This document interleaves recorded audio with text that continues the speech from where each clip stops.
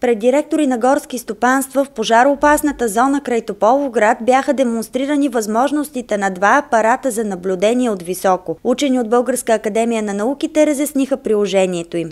Съгласно политиката, която провежда и правителство, и министерство за превантивна дейност, а именно да се към горите придаде възможност да нямаме пожари, да нямаме ломове от сняг, от тежък сняг, да нямаме вредители от насекоми или други по горските масиви, да нямаме кражби на дървесина. Всичко това е приоритетна дейност и Българска академия на науките и по-точно нашия институт разработи технологии, и те не една, а няколко, за да може да се предотвратят тези проблеми. Два комплекса ще бъдат демонстрирани. Единият е квадрокоптер, а другия е вертолет.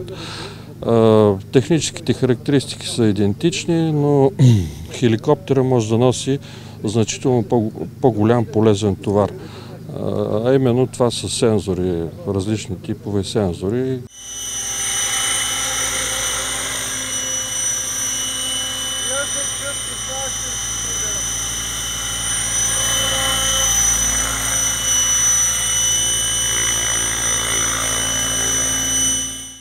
От години с подобни летателни апарати се занимава и Гари Роландс. Великобританецът ни разказа за ползата от новите технологии.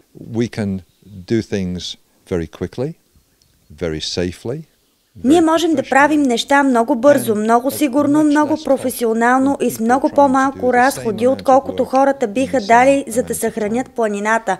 Например, става пожар тук в гората и с един дрон може много по-бързо да се идентифицира точно откъде е пламнал пожара. След демонстрацията, учените и останалите гости на събитието се събраха да коментират показаната техника. Видяха и записите, направени от нея. Стана ясно, че ползването на дрон излиза 250 евро на ден и всички се обединиха около идеята, че трябва тези технологии да се ползват и от държавата, и от бизнеса.